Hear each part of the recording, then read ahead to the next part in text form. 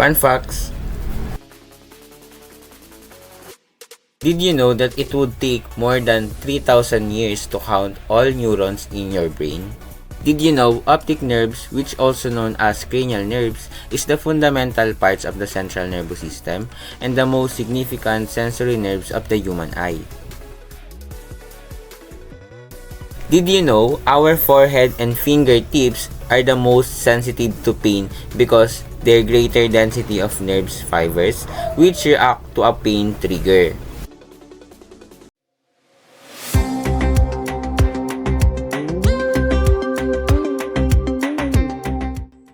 Question number 1. What is the primary function of central nervous system or CNS? Letter A, regulation of heart rate. Letter B, coordination of voluntary movements. Letter C, digestion of food. Letter D, production of hormones. The correct answer in this question is letter B. Why? Because the primary function of CNS is to integrate sensory inputs, process informations, and generate appropriate motor responses. This includes coordination of voluntary movements, such as walking, reaching, and speaking. So the correct answer in this question is letter B, which is coordination of voluntarily movements. Question number 2. Jessa is unable to regulate her breathing and heart rate following a traumatic injury. Which part of the central nervous system could be damaged? Letter A, cerebrum. Letter B, spinal cord. Letter C, cerebellum. Letter D, brainstem. The correct answer in this question is letter D. Why? Because the brainstem is responsible in regulating vital functions such as breathing, heart rate, and blood pressures. Once it damaged, it can disrupt this essential function that can lead to respiratory and cardiovascular problems. So the correct answer in this question is brainstem, which is letter D. Question number 3. Dominic legs are shaking and he's having trouble moving by himself. Which neurotransmitter deficiency in the central nervous system might be responsible for these symptoms? Letter A, glutamate. Letter B, GABA or gamma-aminobutyric acid. Letter C, acetylcholine. Or letter D, dopamine. The correct answer in this question is letter D, because dopamine is neurotransmitter that is responsible in regulating voluntary movement and motor control. Once it damaged, it can result in tremors and difficulty in controlling your movement. So the correct answer in this question is letter D, which is dopamine. Question number 4. Mr. Gomez is unable to remember recent events and has experienced confusion. Which area of the central nervous system associated with memory and cognition might be affected? Letter A, cerebellum. Letter B, brainstem. Letter C, hippocampus. Letter D, thalamus. The correct answer in this question is hippocampus. Why? Because hippocampus is a brain structure associated with memory formation and spatial navigation. Damage to the hippocampus can result to anterograde amnesia where new memory cannot be formed. So the correct answer in this question is letter C, which is C, hippocampus. Question number 5. Which two main components make up the central nervous system? Letter A, brain and spinal cord. Letter B, heart and lungs. Letter C, brain and liver. Letter D, kidneys and pancreas. The correct answer in this question is letter A, the brain and the spinal cord, because central nervous system is composed of two main components, the brain and the spinal cord.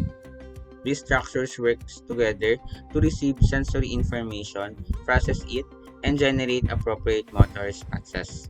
So the correct answer in this question is letter A, the brain and the spinal cord. Question number 6. Dennis is having difficulty in maintaining balance and coordination while walking. Which part of the central nervous system is most likely affected? Letter A, cerebrum. Letter B, brainstem. Letter C, cerebellum. Letter D, spinal cord. The correct answer in this question is letter C, cerebellum. The cerebellum is primarily responsible for coordinating voluntary movements and maintaining balance.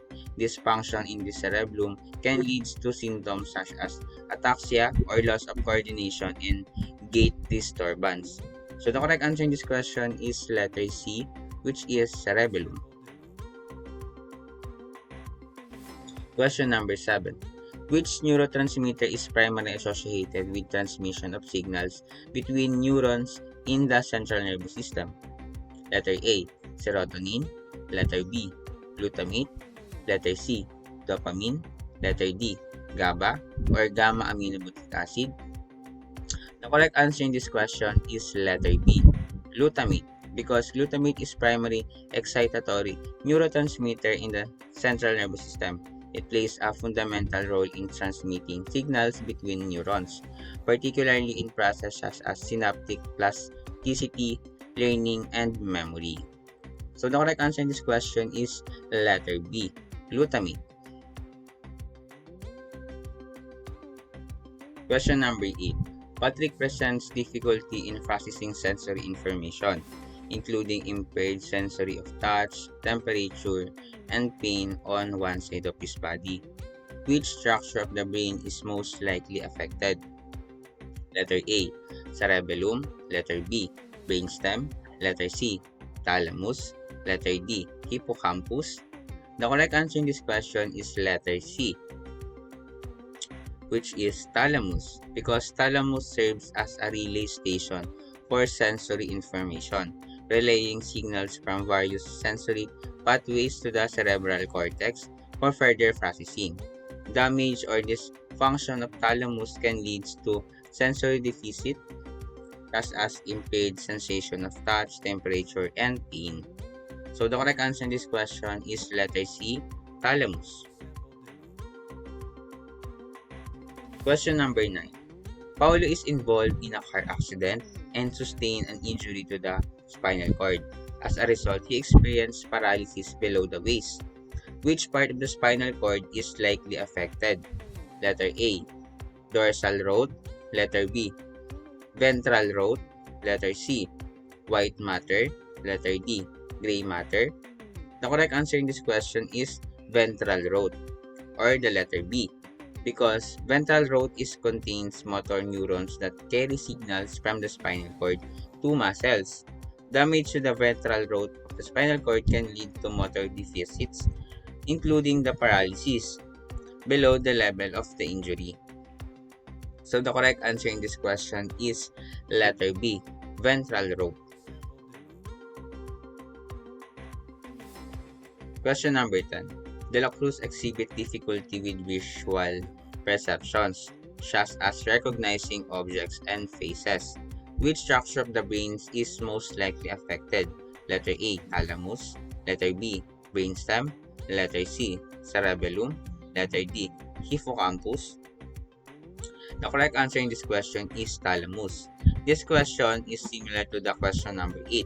So, the correct answer in this question is thalamus, because thalamus serve as a relay station for sensory informations, and once it damaged, it can also affect your eyesight, or you can have a difficulty with visual perceptions.